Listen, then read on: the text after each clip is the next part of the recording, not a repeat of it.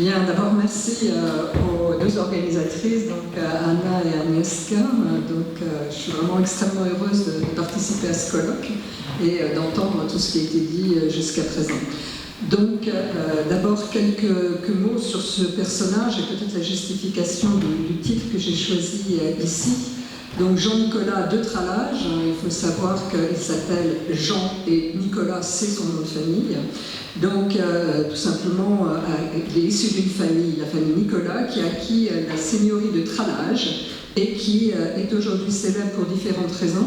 D'abord parce qu'il a réuni une collection tout à fait exceptionnelle sur le théâtre, et en même temps pour sa collection de gravures et de cartes de géographie. Donc plus que d'estampes, j'aurais dû évoquer ces deux éléments-là, gravures et cartes de géographie, c'est ce sur quoi je m'arrêterai plus particulièrement aujourd'hui. Cette collection est célèbre parce qu'à la Révolution, elle a enrichi le département des estampes et des cartes et plans de la Bibliothèque nationale, donc à Paris. Je n'entends pas retracer du tout ici l'histoire de ces fonds, mais en partant du testament de Tralage, placé en regard d'autres documents, autographes, conservés notamment à la Bibliothèque Mazarine et à l'Arsenal, mettre en évidence le souci que Tralage eut de ses collections d'estampes et de cartes de géographie, en étudiant la description qu'il en a donnée, le classement qu'il a choisi, et de façon générale, l'importance qu'il leur accorda à travers les différentes dispositions et consignes qu'il a laissées pour assurer leur conservation. Revenons d'abord sur quelques erreurs tenaces. Tralage n'est pas né en 1646, il n'est pas né en 1640, mais en 1646, donc à Limoges. Il n'est pas mort non plus en 1720, mais le 12 novembre 1698. Et même si on regarde par exemple les notices de la Bibliothèque nationale, on voit qu'on conserve encore les dates 1640-1720. Il n'était pas non plus conseiller au Parlement et il n'est pas non plus rentré dans les ordres, contrairement à ce qu'on peut lire de façon récurrente.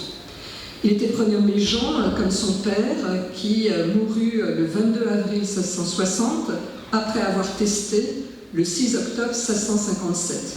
On va revenir sur cet élément-là, c'est quelque chose de tout à fait décisif, parce que dans ses dispositions testamentaires, le père de Jean de Tralage, donc va stipuler certaines raisons qui vont expliquer pourquoi Jean-Nicolas Tralage à son tour va tester. Donc le 4 juin 1696 et le 22 janvier 1698.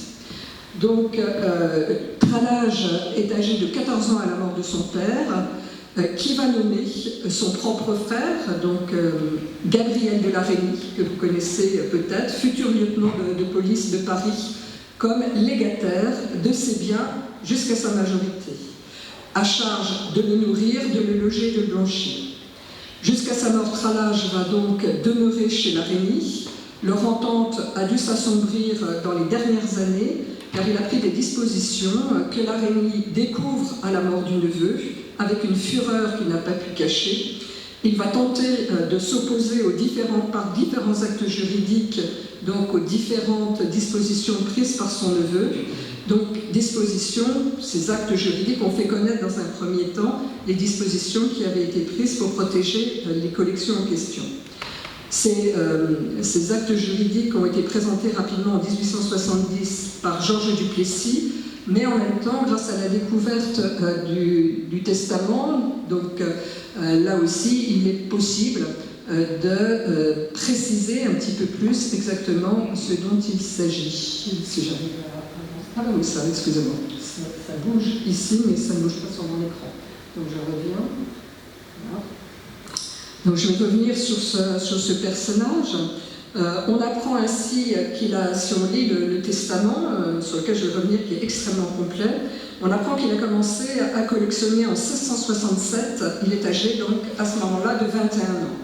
Il est probable qu'il tenait son goût pour les estampes et peut-être même pour les cartes de géographie et les livres de son oncle la Reynie, qui, vers 1665, a hérité de Claude de Thérouanne, donc qui lui a légué ses livres, ses collections d'estampes et de cartes de géographie.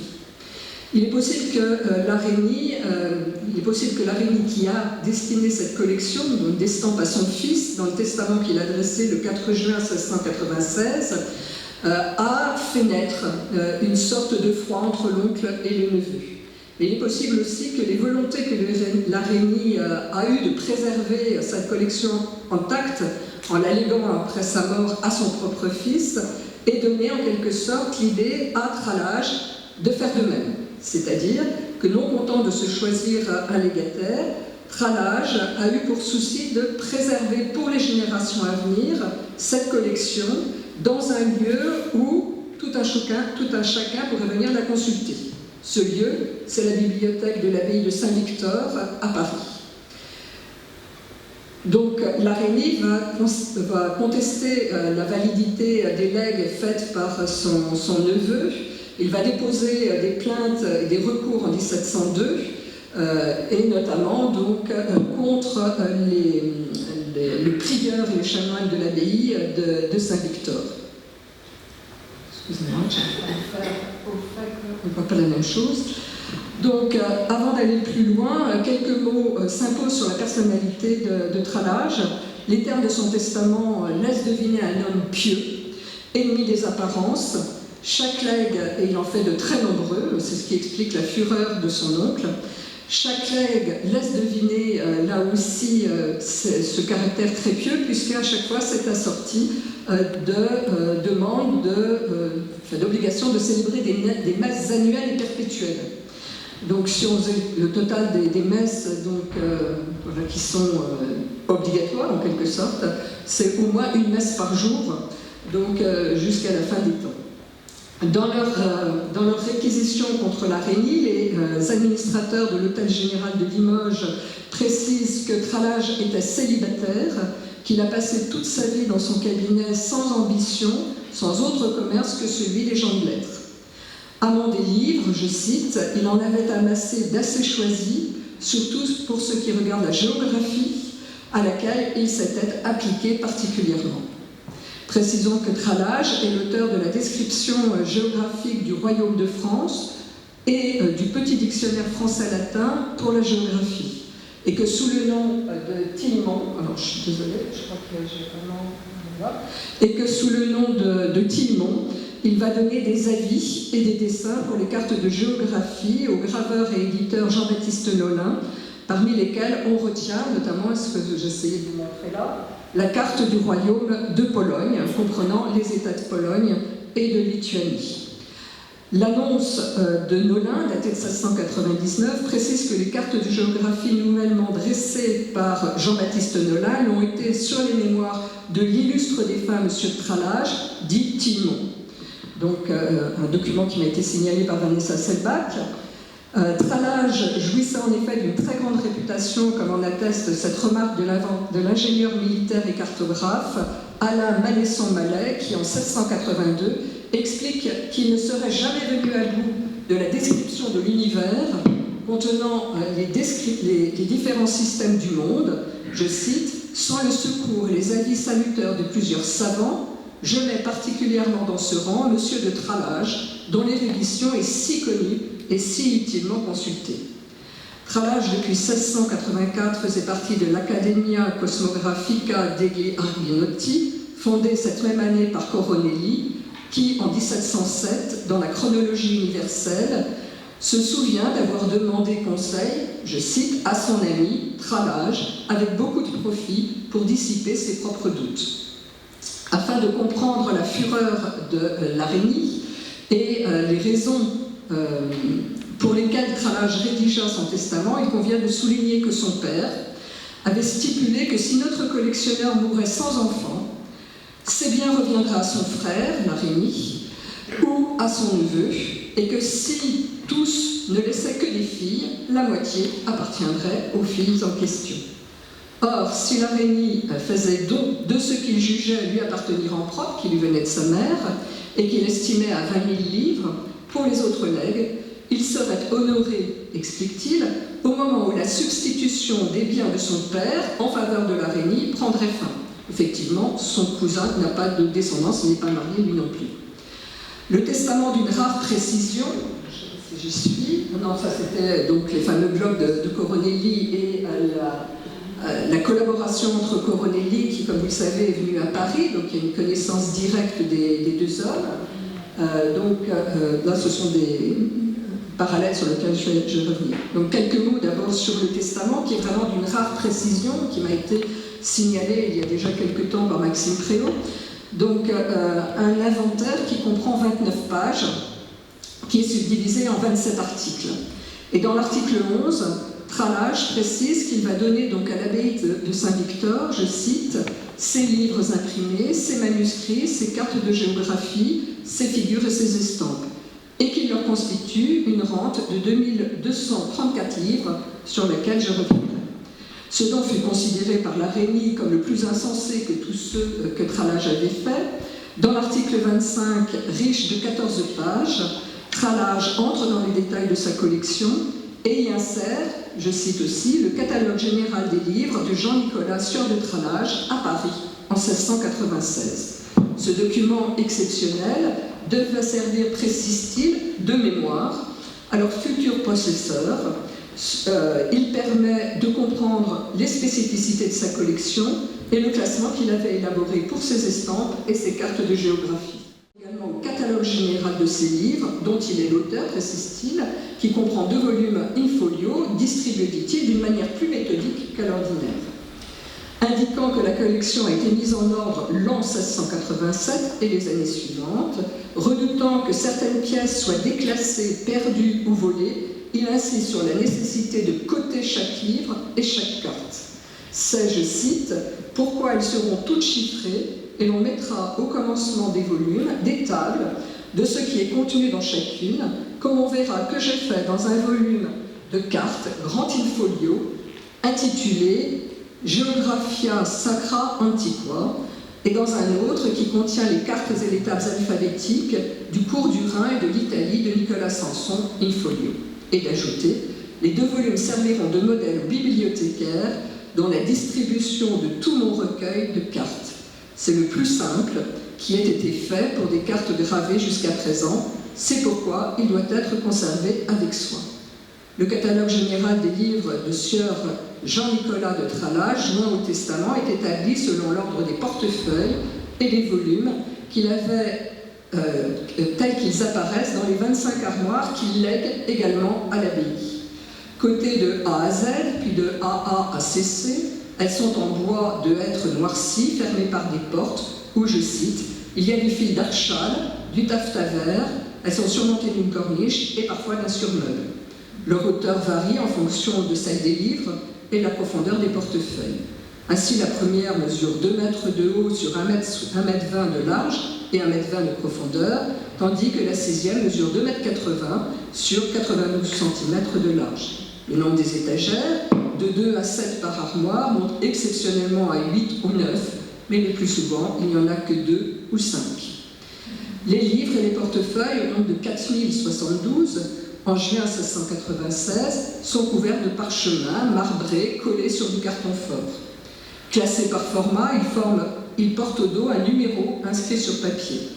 Livres, cartes et estampes forment un tout où les cartes de géographie l'emportent largement.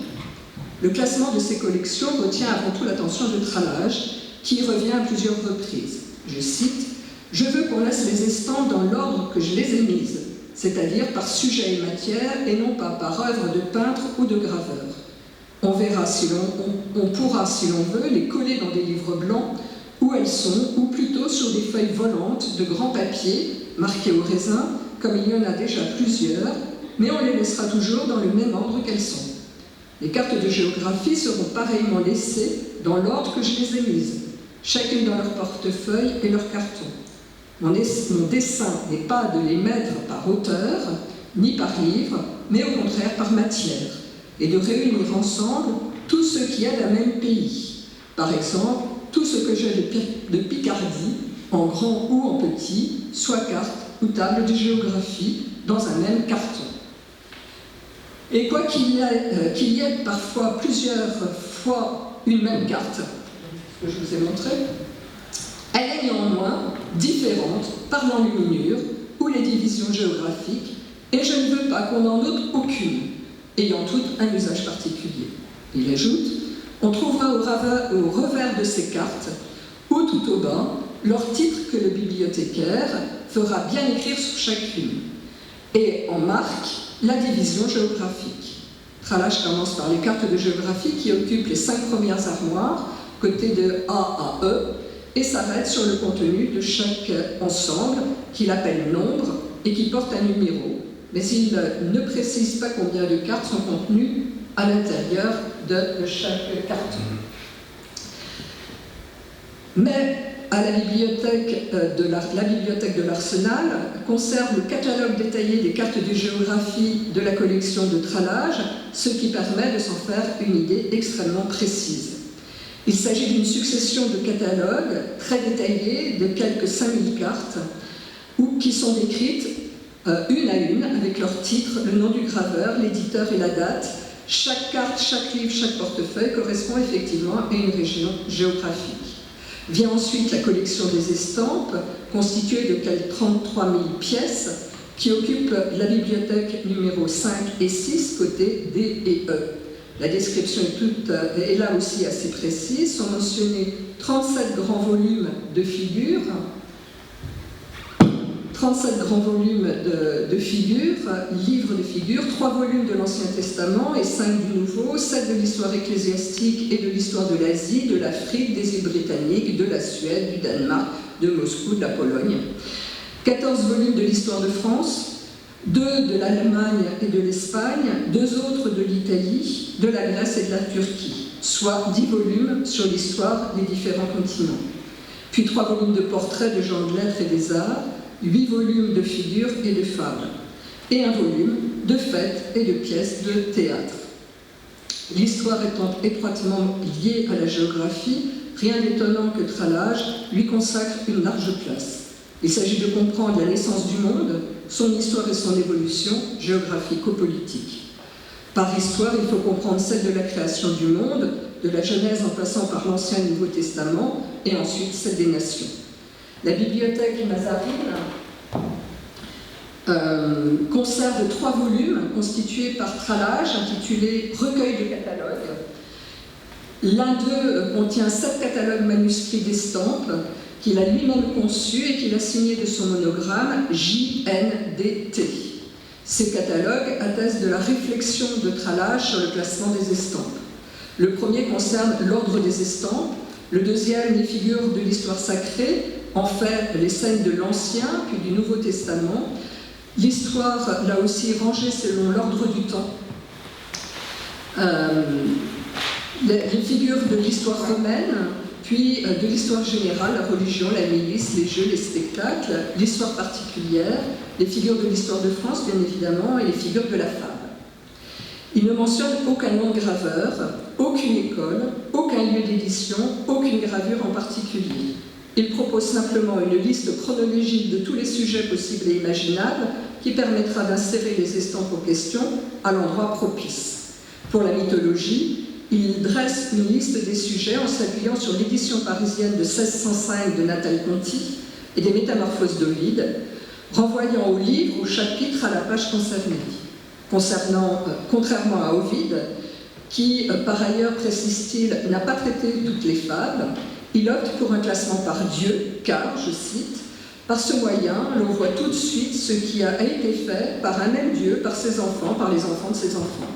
Cet ordre est selon lui le plus naturel et le plus facile. » Ces précisions concernant la collection d'estampes sont importantes, car bien qu'elle soit conservée à la Bibliothèque nationale, cette collection est mal connue. Si j'arrive, oui. C'était pas ça, j'étais passé. Ah oui, là c'était Cette collection est mal connue. Pourquoi? Parce qu'en 1830-1848, elle a été répartie en fait dans les différentes séries thématiques. Mais à cette époque-là, donc en 1730-1748, on a apposé la marque Trall, que vous voyez dans la partie supérieure, évocation évidemment de Tralage. Ce qui permet, mais ce sera un travail considérable, de repérer les estampes dans les différentes séries iconographiques. Certes, Delaborde, donc un des conservateurs du département des Estampes en 1872, fait mention de cette collection, mais il insiste uniquement sur l'importance de la mythologie. On voit bien à travers le testament que là ne se borne pas, loin de là, l'intérêt de Tralage.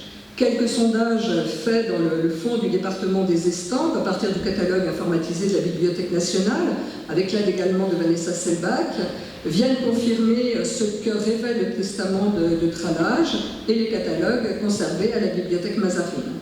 Ainsi, outre des sujets mythologiques, Tralage possède une trentaine d'almanachs. Vous en avez un ici sous les yeux, on voit bien le rapport avec l'histoire, des portraits en très grand nombre, des représentations des grandes cérémonies qui rythmaient notamment la vie de la cour. Vous en avez ici quelques exemples sous les yeux.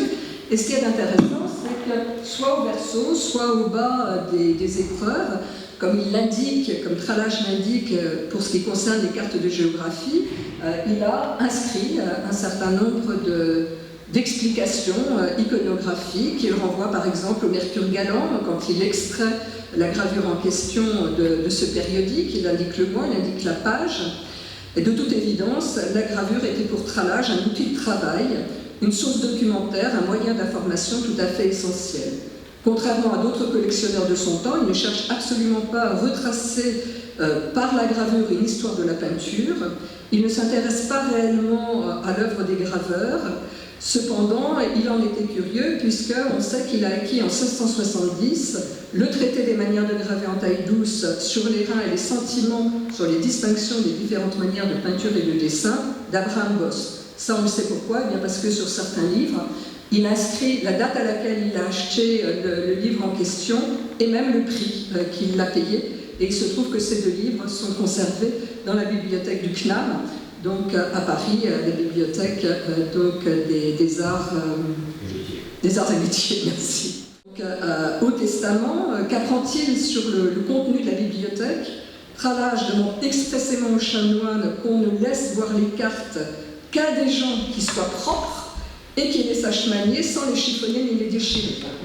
Il recommande que certains livres et certaines estampes ne tombent pas entre toutes les mains et qu'elles ne soient, et je cite, « pour ce qui est des livres qu'on appelle défendus, on les mettra dans un lieu séparé où ils ne pourront être lus que par des personnes sages qui n'en puissent faire aucun mauvais usage.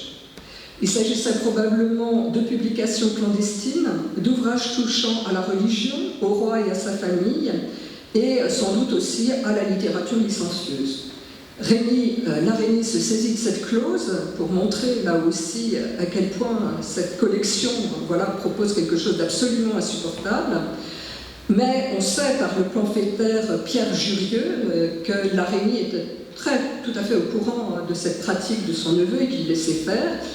Jurieux, en 1684, dans l'esprit de M. Arnaud, avait feint de lui révéler, donc à Larénie, que Tralage faisait relier en veau les libelles du temps et qui étaient confisqués et qu'en même temps il les donnait à ses amis. Donc il y avait comme ça toute une circulation assez importante. Et preuve là aussi de la vérité de ce qu'il y a dans ce testament, dans la bibliothèque Mazarine, toujours dans ces recueils de catalogues, donc on trouve quatre listes manuscrites de livres saisis en 1668, 1669, 1681, 1683, pour certains chez les libraires Ribot et David, qui tous deux ont été condamnés aux galères à plusieurs reprises, mais aussi chez Charles Patin, qui a dû en définitive s'exiler en Italie. De même, dans son testament, Tralage précise que parmi les estampes, certaines qui sont défendues ne seront montrées qu'à des gens choisis. Larénie dénonce également cette clause, prétendant contrairement à ses opposants que la collection renferme une très grande quantité de figures impudiques. Quelles étaient ces estampes? Étaient-elles, comme les libelles, dirigées contre l'Église et l'État? Y trouvait-on des images licencieuses ou simplement quelques Vénus dans des attitudes lascives? Une estampe, une seule, conservé dans le fond de l'enfer, donc au département des estampes de la Bibliothèque nationale, retrouvé là encore par Vanessa Selbach, prouve que l'araignée disait vrai. Mais était-elle nombreuse et toute de ce genre? On peut en douter. En léguant sa collection à l'abbaye de Saint-Victor, Tralage souhaitait qu'on l'augmentât après sa mort. La rente qu'il avait constituée devait servir à l'achat des livres acquis pendant des livres anciens et nouveaux, donc là aussi quelque chose de tout à fait important.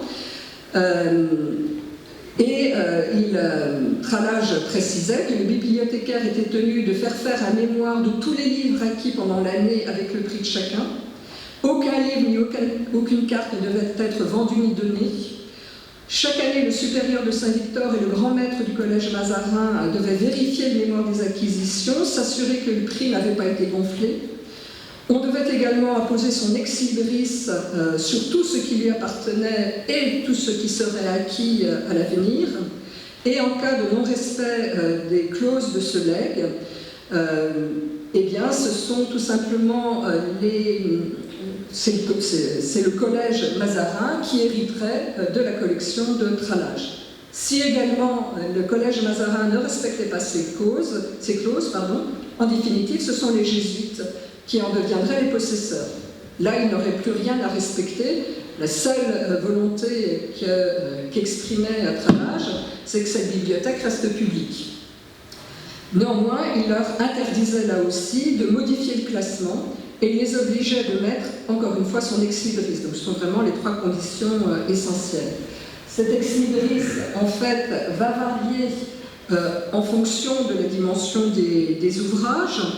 Et là aussi, donc la Rémy trouve ça absolument invraisemblable de rentrer dans des détails comme ça, d'une prétention et d'un orgueil qu'il dénonce, parce que, et à plusieurs reprises, que ce soit à l'intérieur même de son testament ou que ce soit dans ses recueils de catalogues, on retrouve une épreuve corrigée, comme ce que vous voyez ici, où eh bien, Tralage précise que pendant un temps, et en fait il en rend responsable la Rémy, l'ordre des couleurs des armoiries n'avait pas été respecté. Donc qu'est-ce qu'il fait? Non seulement il barre tout, mais il donne une épreuve en couleur pour qu'on soit sûr de ses volontés et de ce qu'il doit être. Donc ça c'est vraiment évidemment quelque chose de tout à fait qui lui tient vraiment à cœur. Le choix de l'abbaye de Saint-Victor s'explique aussi par un précédent extrêmement important. C'est le legs qui avait été fait par Henri du Boucher de Bournonville en 1652 de sa bibliothèque, quelques 8000 livres, estampes, cartes de géographie et globes, à la dite abbaye. Les clauses du testament semblent avoir inspiré vraiment Tralage. Du Boucher exigeait que la bibliothèque soit ouverte au public, que ces armoiries soient apposées sur chacun des livres. Et en même temps, il instituait lui aussi une rente pour l'enrichissement de la bibliothèque, avec obligation chaque année par les avocats du Parlement de faire l'inspection de ce qui avait été acquis. Depuis la mort de Dubouché, d'autres collectionneurs, d'autres amateurs avaient également légué leur bibliothèque, leur collection d'estampes à l'abbaye de Saint-Victor, qui était vraiment un des lieux essentiels du savoir à cette époque-là, à Paris et en France. La donation de Tralage contribua à la renommée de l'abbaye. En 1735, l'anglais Dufresnoy, dans sa méthode pour étudier l'histoire, remarquait à propos des personnes qui veulent apprendre la géographie: il n'y a point en France de plus beau recueil que celui que Monsieur de Tralage a légué par testament à la bibliothèque de Saint-Victor et celui que Monsieur l'abbé Baudran a donné à l'abbaye de Saint-Germain-des-Prés. Ce sont des cabinets dignes de la magnificence d'un prince. Je n'ai encore rien vu de si beau en ce genre. Preuve de l'importance qu'on accordait à la collection de Tralage, le fonds des estampes, comme je vous l'ai dit, a été, pendant la Révolution, déposé à l'abbaye, au dépôt Saint-Louis de la Culture, et de là, donc, les conservateurs de la Bibliothèque nationale ont saisi ce qu'ils jugeaient important et ont ainsi enrichi donc, les collections nationales. Pour terminer, il convient de souligner l'importance de ce testament qui, recoupé avec d'autres documents autographes, est un rare témoignage sur un collectionneur et ses collections. Après le catalogue publié par Marolles et par Rodespont, il s'agit là d'un des premiers inventaires connus tant pour les estampes que pour les cartes de géographie, du moins en France. Mais bien d'autres recherches restent à entreprendre. Il faudrait retrouver les scellés, l'inventaire après décès de tralage auquel l'Araignée fait allusion, et entreprendre des recherches dans les archives de Limoges. De même que les investigations un peu précises dans le fond du département des estampes et des cartes et plans de la Bibliothèque nationale, dans celle du CNAM, donc Bibliothèque